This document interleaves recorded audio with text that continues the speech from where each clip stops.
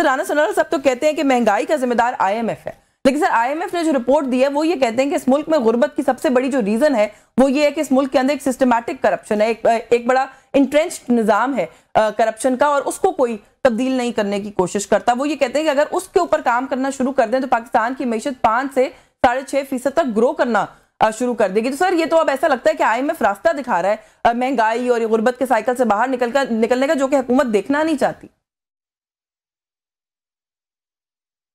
देखिए, IMF का जहां तक ताल्लुक है, जिस तरीकों से पाकिस्तान में माजी में भी महंगाई को कंट्रोल किया जाता रहा, IMF का जो राना साहब ने निशानदेही की या इशारा किया वो तो उस तरफ था। यानी क्या तरीका था कि आप सब्सिडी दे के, बिजली में सब्सिडी यानी बिजली की जो बनाने की कॉस्ट होती थी माजी में और जो बेचने की कॉस्ट थी उसमें जमीन आसमान का फर्क था। इसी तरह दीगर पेट्रोलियम के प्रोडक्ट्स में जहां पर के लेवीज तो लगती थी लेकिन साथ सब्सिडी भी शामिल होती थी। अब वो सारी चीजें जब IMF जो है वो अलाउ नहीं कर रहा, तो उस हवाले से तो ये बात पार्शली दुरुस्त है कि IMF महंगाई का जिम्मेदार तो डायरेक्ट उसे इस तरह नहीं ठहरा सकते, क्योंकि IMF क्या कहता है? IMF यही कहता है ना कि आप अपने सिस्टम्स को दुरुस्त करें, अपने लीकेजेस को मिनिमाइज करें, अपनी बिजली की चोरी को रोकें अपनी। तो ये बिल्कुल इसमें बजाय है कि पाकिस्तान में ओवर द इयर्स जो करप्शन का एलिमेंट है वो काफी इन मामलात के मसाइल का। राना साहब की स्टेटमेंट चूंकि उस हद तक जरूरी थी, मसलन टैक्सेस में जो रिलीफ का मामलात हैं, कोई ऐसे भी मामलात आए जब टैक्स के रिलीफ के लिए, इवन फ्लड के विक्टिम्स के लिए, उनको उन अजला में टैक्स में रिलीफ के लिए हमें IMF से इजाजत लेनी पड़ी, क्योंकि माजी में IMF के साथ जो प्रोग्राम हुआ था या जो हमारा एग्रीमेंट हुआ था उसको जब डिच किया गया एक दफा, तो वो जो एक ट्रस्ट होता है का एलिमेंट वो डेफिशिएंट हो गया। तो उसके बाद अब IMF इन मामलों में खासा स्ट्रिंजेंट है। आपने बार बार देखा कि जब बिजली के मामलात में जो एक स्लैब्स का ये इशू, तो इसके लिए भी हमें इजाजत लेनी पड़ी कि वो सिर्फ एक सर्टन जो लिमिट से कम वाले लोग थे, 200 यूनिट और 100 यूनिट से कम वाले, उनको जो है वो देना मकसूद था, उनको फायदा देना मकसूद था। तो इस किस्म के मामलात हैं, लेकिन ये प्रॉब्लम्स जरूर है, लेकिन ये प्रॉब्लम्स इंशाल्लाह दुरुस्त हो जाएंगे वक्त के साथ। और जिस तरीके से पाकिस्तान की मईशत, अब आप रिसेंट मूडीज की रिपोर्ट देखें अभी, उसमें भी जो है वो उन्होंने पाकिस्तान की मईशत को जो है वो कहा, ये जो बात कही है अभी जो इसमें भी रे ऑफ होप है कि यानी अगर ये चीजें हो जाती हैं तो पाकिस्तान की मईशत जी उन्होंने 15 पॉइंट रिफॉर्म एजेंडा भी जो है वो पूरा प्रपोज किया है। गो कि ये मुश्किल है लेकिन हुकूमत इस पे डिटरमिन्ड है और इंशाल्लाह करेगी। अच्छा सेनेटर साहब, क्योंकि ये बात हो रही है, एक रूमर उड़ रहा है इस वक्त कि बलूचिस्तान में हुकूमत की तब्दीली नहीं लेकिन चीफ मिनिस्टर की तब्दीली कहा जा रहा है कि जो है वो ऑन द कार्ड्स हो सकती है।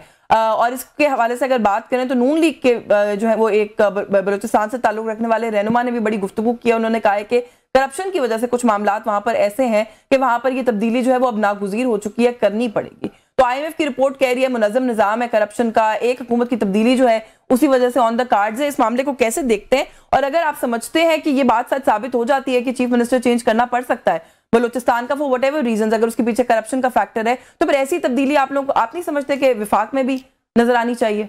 एक तो सेनेटर गुरेज ने, जो हमारे सूबाई सदर हैं पाकिस्तान पीपल्स पार्टी बलूचिस्तान के, उन्होंने बिल्कुल क्लेरिफाई कर दिया है कि कोई भी तब्दीली ऑन कार्ड्स नहीं है। ठीक है, कोई तब्दीली होनी नहीं जा रही। वज़ीर आला सरफराज बुख्ती जो है वो वज़ीर आला बलूचिस्तान है और वज़ीर आला बलूचिस्तान रहेंगे। ये जो उनकी जो हमारे एक सेनेट में कुलीग हैं PMLN के, उनकी जानिब से ये स्टेटमेंट आई थी। सर नहीं, थोड़ा सा इसके अंदर ये ऐड कर दूं, आपके MPA हैं पीपल्स पार्टी के बलूचिस्तान के लियाकत लहरी साहब, उन्होंने भी इस बात की तस्दीक की है कि ये हो रहा है, ये तब्दीली हो रही है। हाँ, लेकिन जो पार्टी के सूबाई सदर हैं उन्होंने बिल्कुल क्लेरिफाई कर दिया कि कुछ नहीं हो रहा। So I think we should go by what the provincial president says, instead of rumors. तो बिल्कुल ठीक है। तो आप ये कह रहे हैं कि कोई इस तरह की तब्दीली जी मुकम्मल करें। करप्शन की जो आपने बात की, करप्शन की, वफाकी हुकूमत को चेंज लेना चाहिए, इसके बारे में मैं नहीं कुछ कह सकता कि वहाँ किस हद तक करप्शन है, किस हद तक नहीं है। आप PMLN से मेरे ख्याल में इसके बारे में पूछें तो वो ज़्यादा बेहतर बता सकेंगे। हैविंग सेड दैट, अगर आप देखें जो IMF ने बात की है ना, वो उन्होंने बेस की है जो नैब ने रिकवरीज की हैं उसके ऊपर उन्होंने वो बेस की है अपनी रिपोर्ट। तो नैब की रिकवरीज जो है, इसका मतलब है कि जहाँ पे करप्शन हो रही है या जहाँ पे लूप होल्स हैं, उन लूप होल्स को भरने के लिए नैब जो है वो एक्टिव है और उसको वो कंट्रोल करने की कोशिश कर रही है। अच्छा चलिए, आप कह रहे हैं आप विफाक में करप्शन का जो मैटर है उसके ऊपर तो ज्यादा कमेंट नहीं कर सकते, सर सिंध में कराची में जो मैटर है उसके ऊपर कमेंट कर सकते हैं? हाँ जी बिल्कुल कर सकता हूं। क्योंकि खालिद मकबूल सिद्दीकी साहब की प्रेस कॉन्फ्रेंस अभी आपने सुनी होगी, बल्कि बड़ा ही पैनल पूरा बैठा हुआ था MQM के रहनुमाओं का, और वो ये कहते हैं कि कराची के मास्टर प्लान को ही करप्शन की नजर जो है वो कर दिया गया है। जी बिल्कुल, मैं अच्छा हुआ आपने ये सवाल पूछ लिया। असल में सिंध हुकूमत का मसला ये है कि वहाँ पे पाकिस्तान पीपल्स पार्टी की हुकूमत है, और पाकिस्तान पीपल्स पार्टी का मसला ये है कि 1988 से लेके आज तक पाकिस्तान पीपल्स पार्टी के ऊपर करप्शन की एक झूठा नैरेटिव उसके गिर्द बिल्ड किया गया है। सिंध में उतनी करप्शन है जितनी पंजाब में है, पंजाब में उतनी है जितनी बलूचिस्तान में है या खैबर पख्तूनख्वा में है। करप्शन दुनिया के हर मुल्क में आपको नजर आती है, अभी हिंदुस्तान में भी नजर आएगी, अमेरिका में भी नजर आएगी, आपको नजर आती है। लेकिन ये कहना कि जी सारी करप्शन जो है वो सिंध में है और कहीं नहीं हो रही, ये बिल्कुल एक गलत है, और ये एक नैरेटिव है जो पीपल्स पार्टी की गिर्द बुना गया है 1988 से लेके आज तक। जब भी आपने पीपल्स पार्टी को कॉर्नर करना होता है या पीपल्स पार्टी के ऊपर इल्जाम लगाने होते हैं और तो आपको कुछ समझ नहीं आती। आप कहते हैं करप्शन बड़ा आसान इल्जाम है, लगा दें पीपल्स पार्टी के ऊपर। नहीं, लेकिन सर आपको क्यों लग रहा है कि पीपल्स पार्टी इस वक्त निशाने पर ऐसा लगता है कि महसूस हो रही है? बेशक रूमर है, लेकिन रूमर्स भी सर थोड़े से डिसओरिएंटिंग होते हैं। बलूचिस्तान की रूमर उठा, फिर MQM मैदान में उतर आई, तो सर लग रहा है कि कुछ निशाने पर हैं आप लोग। नहीं जी, कुछ निशाने पर नहीं है, कोई निशाने पर नहीं है, कोई ऐसी बात नहीं है। हम मफरूजों के ऊपर चीजों को बिल्ड कर रहे हैं, कुछ ऐसी चीज नहीं है। MQM को तो बेसिकली भाना चाहिए होता है हर वक्त पीपल्स पार्टी को क्रिटिसाइज करने के लिए। MQM के पास अपने पास तो दिखाने के लिए कुछ है नहीं। चले सर, आप ये जो कह रहे हैं MQM के अपने पास दिखाने के लिए कुछ है नहीं, मैं हुकूमतों के पार्ट रहे, उन्होंने क्या डिलीवर किया है? सवाल ये है कि MQM जो इतने साल हुकूमत का, मुशर्रफ के जमाने से लेके 15 साल हुकूमतों का हिस्सा रही, फिर PTI की गवर्नमेंट में भी थी, अब भी उनके कहा जाता है कि 18-20 MLA ने कराची से, उन्होंने क्या डिलीवर किया है? मेरा सीधा साधा सवाल है भाई, आपका मेयर था ना, आपने क्या डिलीवर किया है? आपका जो दिल चाहता है, आपको पीपल्स पार्टी की जो गर्दन है ना पतली नजर आती है, आप कहते हैं चले पीपल्स पार्टी के ऊपर डालेंगे। ये बड़ा दिलचस्प है कि MQM के रोल के ऊपर सभी पार्टीज इसी तरह की गुफ्तगू भी करती हैं, और जब हुकूमतों में आती हैं तो उनको ना सिर्फ हुकूमतों में बिठाती हैं बल्कि उनको काबीना का हिस्सा भी बनाती हैं, बड़ी इंपॉर्टेंट वजारतें भी देती हैं। मैं सर ये जो अभी आपने बात किया, इसका क्विक कमेंट राजा साहब से लेकर यूसुफ जई साहब को गुफ्तगू में शामिल कर लूंगी। राजा साहब बड़ा ब्रीफ कमेंट कर दीजिएगा, आपके दो इत्तेहादी सर आपस में एक तो उलझ रहे हैं, इसको आप कैसे देखते हैं? और दूसरा की जो बात अभी कर रहे हैं कि रूमर्स उड़ाए जाते हैं, सर नून लीग वाले क्यों उड़ा रहे हैं पीपल्स पार्टी के खिलाफ रूमर? क्योंकि ये हुकूमत की तब्दीली हो सकती है, ये नून लीग के सेनेटर ने सबसे पहले कहा।